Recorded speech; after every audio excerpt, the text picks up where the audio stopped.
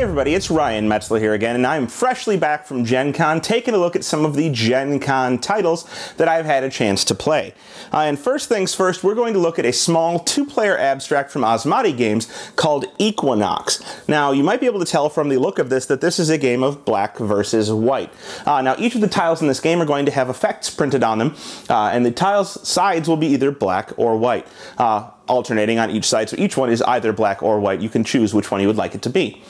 Playing these tiles out is going to affect the status of the game board in some way, be it immediately by flipping some tiles, immediately by not flipping tiles but having other game effects, a static effect that will affect the board for the rest of the game, or endgame scoring or different game altering effects that will happen at the end of the game.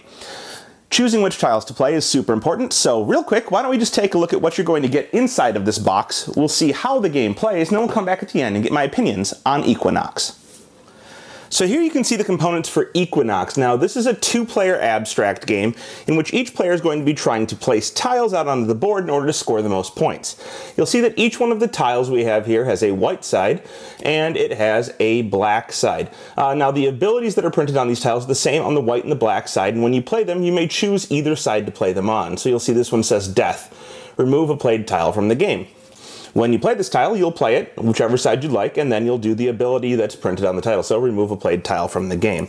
I have them all sitting on white, but it doesn't really matter which way they're sitting out here at the start of the game. In the center of the table, we have the stone. The stone is a gray tile. It's gray on both sides, meaning it's neither white nor black.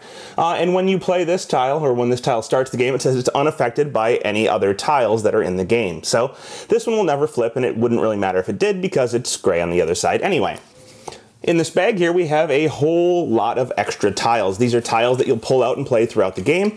They'll get added to this general supply of tiles over here on the left-hand side, or I guess it's technically your right-hand side, but my left. They'll get added to these, and you'll be able to play these as they come out into the central area in order to try and get more of your faces showing than your opponent's.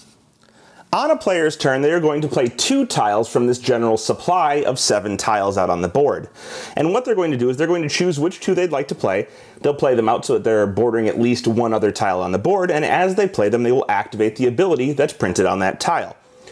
Now, there are 4 different colors of tiles. They are red, yellow, purple, and blue, and these each have different types of effects associated with them.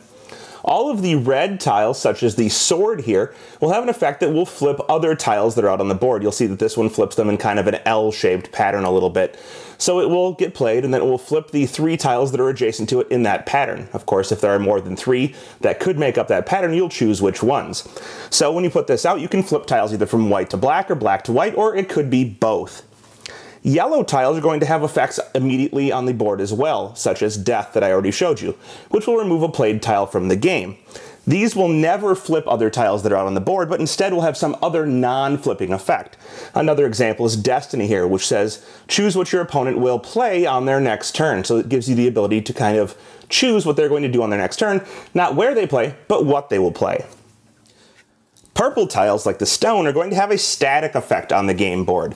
So we see we have magic here. This one says that this and all adjacent tiles are all neighboring tiles. Technically, that doesn't necessarily mean adjacent, but all neighboring tiles will be unaffected by the properties of blue tiles, which are activated at the end of the game. So this has a static effect that will protect other tiles on the board from being affected by blue tiles. Finally, we have the blue tiles, like Theft here. Theft says that it steals all victory point tokens from its neighboring tiles. That's any of the tiles that touch it, and in some other instances, some other tiles. But it will steal all victory point tokens that are on adjacent tiles, and victory point tokens often end up on tiles because of the blue effects of endgame tiles.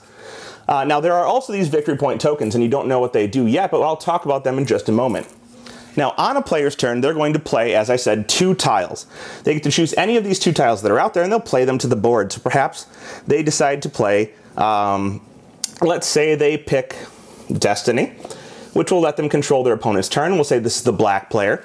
And they also decide to choose another one. They'll say that they're going to choose Theft, and they'll play it out to the board. That's not a great starting board, but we'll say that they're black, and they choose to play both of them on the black side. Once they've finished with their turn, they're going to draw 2 new replacement tiles from the bag and put them out into the supply. So they draw the sheep, which says that this tile must always have more white neighbors than black neighbors.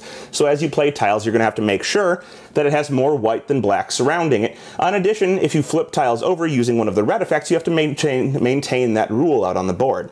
So they're going to put that out there. They're going to add one of these VP tokens to it. This is for the new player. The new player is technically doing this. So the new player who's starting their turn will draw up the supply, and they're going to draw their second tile. And they'll see it's another one of these static effects. They have the clock. This and neighbors are unaffected by the effects of yellow tiles. So now you can kind of plan out that. And it's also going to get a VP token placed on top of it.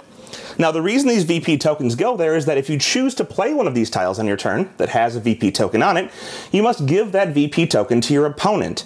This is a penalty for playing a tile that they never had a chance to play. These don't start out in the beginning of the game, but as the game goes on, there will usually be 2 tiles out here that have these VP tokens on them, and if you choose to play one of them because it has a great ability, or because you don't want your opponent to get it, you're going to have to give that VP token away, essentially giving your opponent a VP. So as you go on, you're going to play 2 tiles per turn, playing them onto this board and trying to get a lot of the tiles out here to show your color.